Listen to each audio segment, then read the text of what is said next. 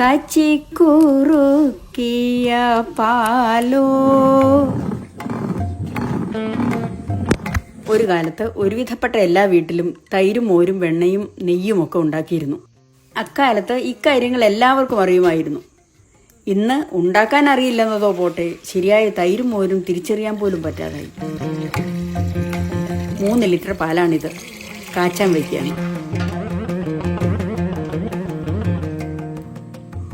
നന്നായി ഇളക്കി പൊക്കി ഒഴിച്ചാണ് കാച്ചേണ്ടത്. തിളച്ചു കഴിഞ്ഞും ഇളക്കിക്കൊണ്ടിരിക്കണം. കൂടുതലായുള്ള ജലാംശം വറ്റി പാൽ കുറുകണം. കാച്ചി കുറുക്കുക എന്നാണ് ഇതിന് പറയുക.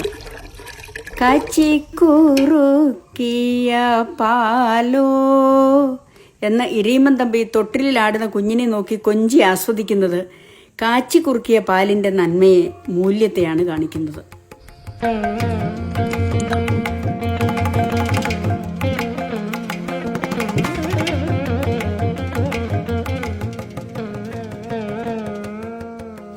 കാച്ചി കുറുക്കിയ പാൽ ആറാൻ വെക്കണം. ഉറയൊഴിക്കാൻ എടുക്കുന്ന പാലിന്റെ ചൂട് വളരെ പ്രധാനമാണ്. നല്ല ചൂടുകാലത്താണെങ്കിൽ നേരിയ ചൂട് മതിയാവും. നല്ല തണുപ്പ് കാലത്താണെങ്കിലോ പാലിൽ വിരൽ തൊട്ടാൽ പെട്ടെന്ന് എടുത്തു മാറ്റാൻ തോന്നണം, അത്രയ്ക്ക് ചൂട് വേണം. ചൂട് കൃത്യമാണോ എന്ന് നോക്കിയ ശേഷം അതിലേക്ക് മോര് ചേർത്ത് ഇളക്കി അടച്ചു വെക്കണം.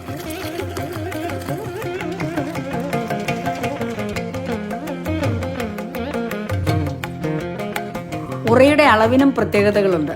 സാധാരണ പുളിയുള്ള മോരാണെങ്കിൽ 1 ലിറ്ററിന് 1 ടേബിൾ സ്പൂൺ ധാരാളം.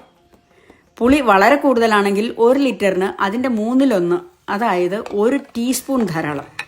മോരിന് പകരം തൈരുമാവാം. തൈര് നന്നായി ഉടച്ചെടുക്കണമെന്ന് മാത്രം.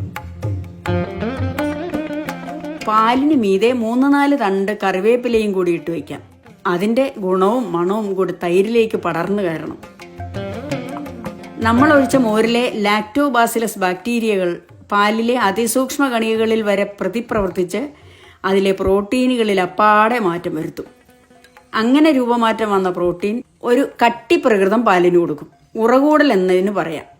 ഉറകൂടൽ സാവധാനം നടന്ന് 10-12 മണിക്കൂർ കൊണ്ട് പാൽ മുഴുവനും കട്ടത്തൈര് എന്ന പുതിയ പദാർത്ഥമായി മാറും. പാൽ മറ്റൊരു പദാർത്ഥമായി മാറുന്ന, ഒരിക്കലും പാലായി തിരിച്ചു വരാത്ത മാറ്റം, രാസമാറ്റം, കെമിക്കൽ ചേഞ്ച്. ഈ കട്ടത്തൈരിൽ നിന്ന് വെണ്ണ മാറ്റിയെടുക്കണം. തൈര് കടയുക, തൈര് കലക്കുക എന്നൊക്കെയാണ് അതിന് പറയുക. കടകോൽ അല്ലെങ്കിൽ മത്ത് എന്ന് പറയുന്ന ഈ ഉപകരണമായിരുന്നു പണ്ടുള്ള മിക്കവരും ഉപയോഗിച്ചിരുന്നത്. ഇത് മായാട. മത്തിനെ നിയന്ത്രിച്ചു നിർത്താനും പാത്രം മൂടാനും ഇത് വേണം. കടയാനുള്ള പാത്രത്തിലേക്ക് തൈര് പകരണം. അതിലേക്ക് മത്തിടണം. മത്തിന്റെ കണയിലൂടെ മായാടയിട്ട് തൈര് പാത്രം മൂടണം. സ്വസ്ഥമായ ഉയരത്തിലിരുന്നിട്ട് മായാടയുടെ മീതെ കാൽപാദങ്ങൾ ഇങ്ങനെ വയ്ക്കണം.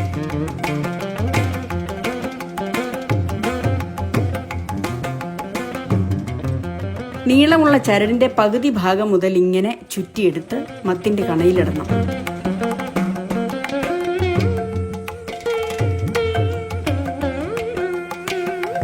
വട്ടത്തിൽ കെട്ടിയെടുത്ത ഈ ചരട് പാദത്തിൽ ഇങ്ങനെ ഇടണം. ഇപ്പോൾ പാദം കൊണ്ട് മത്തിൻ കണയെ മറുവശത്തേക്ക് കൃത്യമായി വലിച്ചു നിർത്താം. കണയിൽ ചുറ്റിയ ചരടിന്റെ 2 അറ്റവും 2 കൈകൊണ്ട് മുറുക്കെ പിടിച്ച് ഇതേപോലെ ഇങ്ങോട്ട് വലിക്കണം. ഒറ്റ വലി കൊണ്ട് തന്നെ മത്തിന്റെ കുടം തൈരിൽ കിടന്ന് അനേക തവണ കറങ്ങും. അതോടെ തൈരിൽ ലയിച്ചിരുന്ന വെണ്ണ പിടിവിട്ട് പുറത്തു വരാൻ തുടങ്ങും. കാൽപാദങ്ങൾ കഴുകി വൃത്തിയാക്കിയിരിക്കണമെന്ന് നിഷ്ഠയുണ്ടായിരിക്കണം. ചെറു കട്ടകളായി വെണ്ണ തിരിച്ചു വരാൻ തുടങ്ങുമ്പോൾ ചരടുകളും മായാടയും മാറ്റി കുറച്ച് വെള്ളം തളിച്ച് വെണ്ണ മാറ്റിയെടുക്കാം.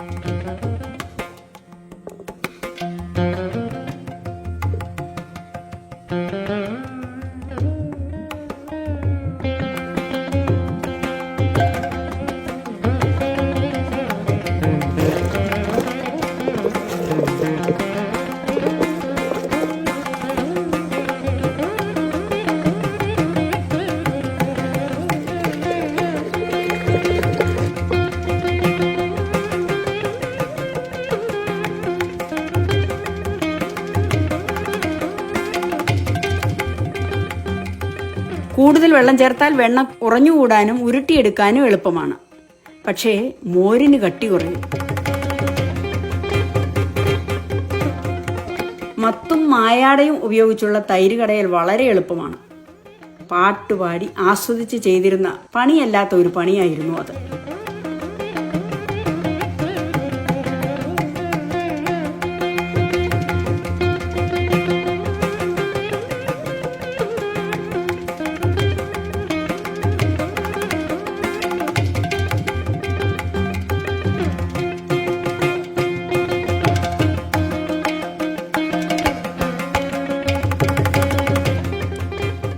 വെണ്ണ ശുദ്ധവെള്ളത്തിലേക്ക് മാറ്റിയിടാം. ചൂടുചോറിലേക്ക് വെണ്ണയിട്ട് ഉരുട്ടിയുണ്ണാം. ഉരുക്കി നറുനെയ്യാക്കി ഏറെക്കാലത്തേക്ക് സൂക്ഷിച്ചു വെക്കുകയും ആവാം. ഇത് കട്ടിമോരാണ്. മോരായി കഴിക്കാനും പുളിശ്ശേരിയും മറ്റും ഉണ്ടാക്കാനും കട്ടിമോരാണ് നല്ലത്. കുറച്ച് കറിവേപ്പിലയും കൂടിയിട്ട് സൂക്ഷിച്ചു വെച്ച് ഉപയോഗിക്കാം.